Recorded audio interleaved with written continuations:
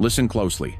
When you and I hear about great American commanders from World War II, one name barely makes a sound next to Patton: MacArthur or Halsey. Yet naval historians quietly agree this man was the absolute sharpest admiral the United States Navy ever produced. He orchestrated 3 of the loudest naval victories in American history, and he did it all in near silence. No dramatic speeches, no shouting, just pure precision that barely registered on the public's radar. Raymond A. Spruance didn't rage, scream, or make noise.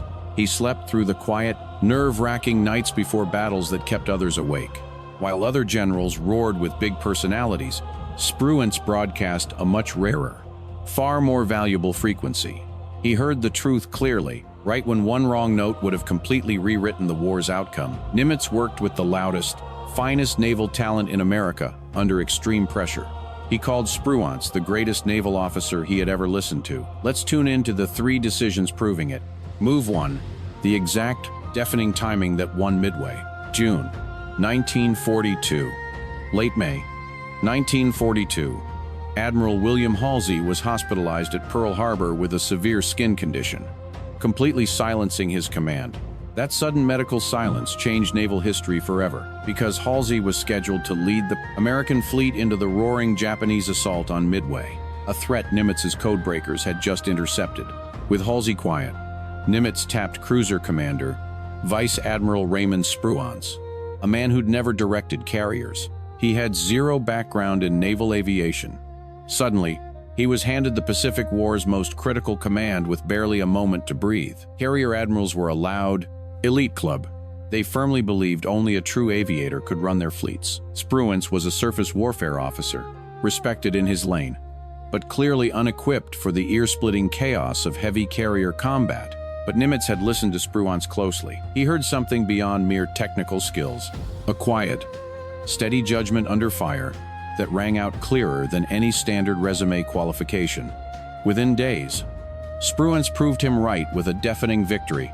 Boarding his flagship, he silently absorbed the battle plan with his signature, absolute thoroughness. He immediately tuned out the noise, finding pure, systematic clarity. He clearly heard the rhythm of the ambush Nimitz designed. 3 American carriers would sit silently northeast of Midway, waiting in a spot the Japanese wouldn't scan. They'd listen for the Japanese planes to strike the island, then smash the enemy carriers while their flight decks sat exposed. But pulling it off meant finding the exact right second to sound the attack. Strike too early, and American planes fly into a buzzsaw. The Japanese combat air patrol would be airborne and screaming. Wait too long, and the enemy recovers their planes, rearms, and launches their own roaring counterattack. That perfect, quiet window was tiny. The radio intercepts were staticky. The math was incredibly messy. Fuel hum, flight range, enemy speed, all full of static and error. But Spruance heard the exact right pitch. Crunching the loud math with his operations officer, he realized their carriers would be wide open around 0900 on June 4th. The exact minute their first wave roared back from Midway, leaving their flight decks in absolute, shrieking chaos. You and I need to hear this next call together. He launched early, accepting the brutal risk of arriving before the perfect moment. Better to hit them a beat early than arrive late, only to hear the enemy guns tear his squadrons apart. When Lieutenant Commander McCluskey's shrieking dive bombers from the Enterprise, alongside Leslie's from the Yorktown, all crashed the party at the exact same, deafening second. The enemy air patrol was completely out of tune, lured down low by the howling roar of American torpedo planes, which had arrived first and been utterly silenced. In the 5 roaring minutes that followed, 3 Japanese fleet carriers exploded into blazing, thunderous wrecks. The 4th, the Hiryu, went quiet later that afternoon. Spruance's impeccable timing forced that massive crescendo. It wasn't random noise. It was pure calculation. What followed broadcast something equally vital about the man. After silencing 4 massive Japanese carriers, his staff loudly begged him to chase them into the dark, hunting the retreating enemy ships. The screaming urge to advance was deafening. Spruance said no. He held 2 healthy carriers and 1 limping survivor. You and I hear those Japanese surface forces, heavy battleships and cruisers, packing firepower that would absolutely deafen his own guns in a night brawl. Losing the Enterprise and Hornet now would silence their recent roaring victory over 4 Japanese carriers. It'd be a crushing disaster. So, he turned east. You could hear his staff shouting in bitter frustration. Yamamoto's heavy fleet rumbled westward through the dark. Listening for the thunder of an aggressive pursuit, Spruance simply wouldn't give them. They heard nothing. By sunrise, the distance was too great for guns to clash, and the Japanese quietly retreated. Spruance didn't just win a loud victory, he flat out refused to let it slip away later. Now, the Philippine Sea. Listen closely to the quiet courage of being cautious. By June 1944, the rumble of the American advance hit the Marianas, Saipan, Tinian, and Guam. Losing them would sound the death knell for Japan's entire defensive perimeter, and headquarters knew it. The Marianas meant the deafening roar of American B-29 bombers could finally reach the Japanese home islands. Japan couldn't just sit and listen to that threat. Their combined fleet launched in full force to strike Spruance's Fifth Fleet. Both sides knew this clash would echo as the Pacific War's ultimate carrier showdown. The Japanese battle plan banked on one very loud tactical edge. Their carrier planes could fly much further than the American fighter aircraft, meaning Japanese bombers could screech in from safe distances, leaving American guns completely out of range. Add the howling engines of land-based planes hitting from the Marianas at the exact same time. Let's look at their math together. They figured they'd shatter Spruance's air power before a single Japanese ship heard return fire. It sounded completely perfect on paper, but that plan completely ignored the sharp, clear communication of American fighter direction, the deadly skill of American pilots, and the sputtering, desperate state of Japanese naval aviation after years of brutal losses. Spruance's quiet response sparked one of the loudest, most heated arguments in American naval history. His own carrier boss, the fiery Vice Admiral Mark Mitcher, wanted to charge west through the dark, guns blazing, to crush the Japanese fleet before it reached Saipan's shores. You could hear nearly every aviator on Spruance's staff loudly demanding the attack, but Spruance bluntly said no. His logic was absolutely bulletproof.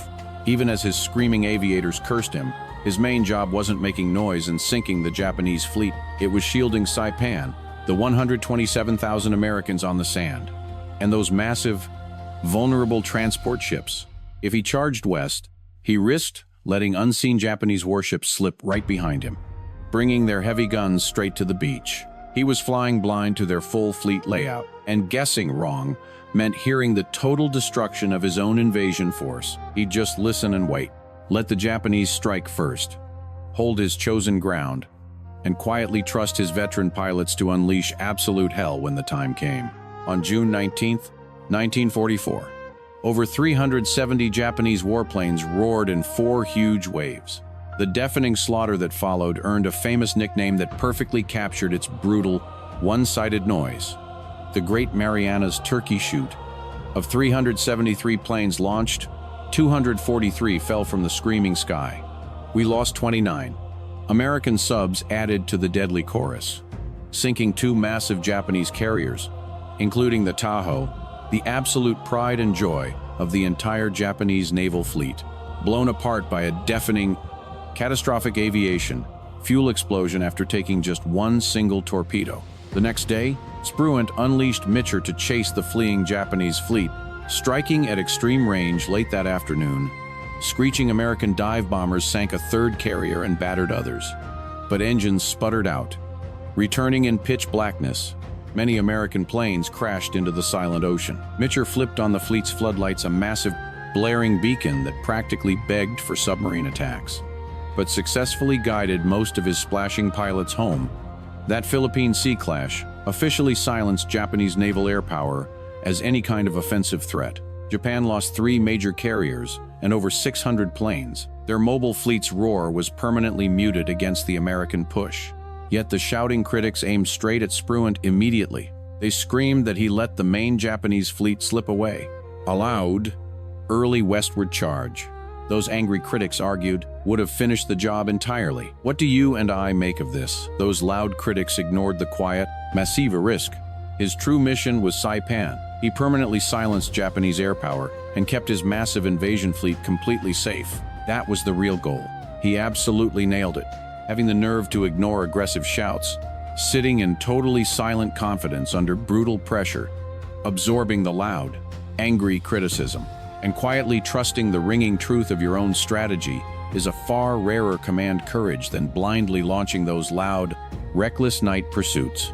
Listen closely. Admiral Spruance showed a cold focus at the Philippine Sea that few commanders ever matched. Phase 3 meant Iwo Jima and Okinawa.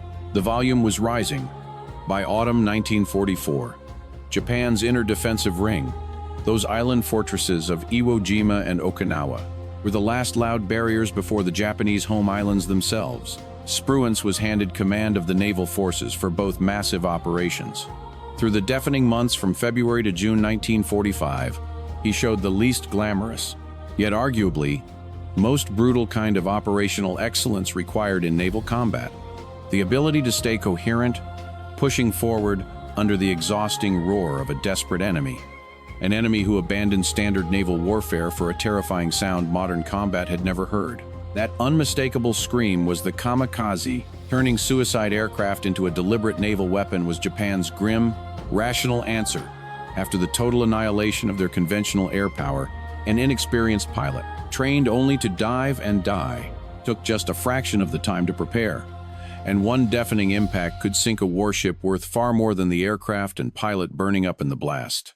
Out on the picket lines, guarding those chaotic invasion beaches, the noise proved devastating.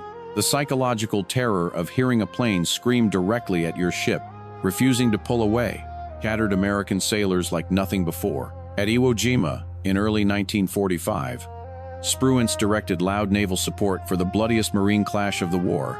Japanese engineers had turned the rock into an incredibly sophisticated fortress, a dark maze of echoing bunkers, and deadly defenses built to violently bleed out any force that dared to step ashore.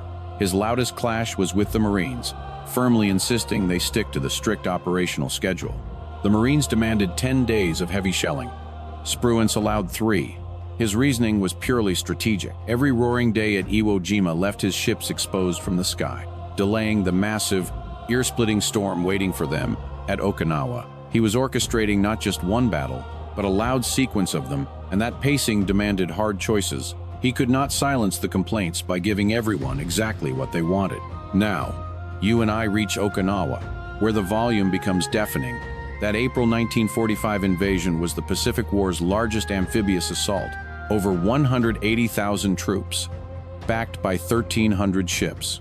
The Japanese kamikaze strikes hit in massive, shrieking formations known as kikusui, floating chrysanthemums launched from Kyushu. Sometimes hundreds of roaring aircraft darkened the sky all at once. From April to June, the fleet survived 10 major kikusui waves, nearly 1,900 screaming sorties. 36 American ships went down, over 360 blasted apart. Nearly 5,000 sailors died the loudest, deadliest naval toll of the entire Pacific War. Amid the explosions, Spruance kept the exact same quiet calm he had held since Midway. He set up the radar picket lines, ringed by lonely destroyers, pushed far out. Their job was to hear the incoming kamikaze waves first, absorbing the deadly impacts to protect the vulnerable carriers inside. It worked, but the sound of tearing metal cost those destroyer crews dearly. They became the main targets of the relentless suicide attacks, yet it kept the invasion fleet fighting through 3 months of the most deafening, punishing air bombardments in naval history. Through the noise, Spruance held an incredibly complex joint force, completely steady. He cycled battered ships through maintenance routines, fed fuel and ordnance across thousands of miles of ocean, and synced with army bombers pounding the very airfields, launching those kamikazes. He kept the naval guns roaring and air support flying for the exhausted troops fighting through the island's muddy, lethal meat grinder. The screaming 82-day campaign cost nearly 50,000 American casualties across the bloody land and sea, but Okinawa fell. That victory put roaring American air power within direct striking range of every major city and factory in Japan, making it perfectly clear that fighting a conventional war was now completely impossible. Okinawa was Spruance's final, loudest operation of the war, and his absolute hardest, a brutal test, not just of tactical brilliance or strategic insight, but of pure grit, sustaining clear judgment under deafening, continuous pressure. So what do you and I take from this? He had the quiet courage to face an incredibly loud climax, never breaking under the crushing weight of its terrible cost. Listen closely. He aced that brutal test without a single crack of static, exactly what everyone tuned into, Raymond Spruance expected. When the deafening roar of war finally faded, Spruance stood as one of the Navy's most highly decorated officers. He faded quietly into Pebble Beach, his steady footsteps pacing out 5 miles every single morning. By his death in 1969, his name was mere background noise. The public couldn't hear the legend in a man whose only volume was quietly getting it right. And honestly, that silence speaks absolute volumes about him. The frequency that made Spruance brilliant wasn't the kind that blasts through megaphones. He wasn't loud. He never played for applause, but his climax was clear and easy to hear, flawless. Resounding decisions cutting through the chaos at Midway, through the Philippine Sea, and over the screaming static of the Pacific War. Nimitz called him the finest naval officer he ever knew. At its most deafening turning points, the Pacific War hinged entirely on the sharp clarity of one man's mind. That clear signal was Raymond Spruance. It is time you and I amplify his name until the world finally hears what historians always knew. Thanks for tuning in. Should history turn up the volume on Spruance's legacy? And how does his echo compare to loud giants like Nimitz or Halsey? Sound off in the comments. And if this story resonated with you, hit subscribe. Catch you soon.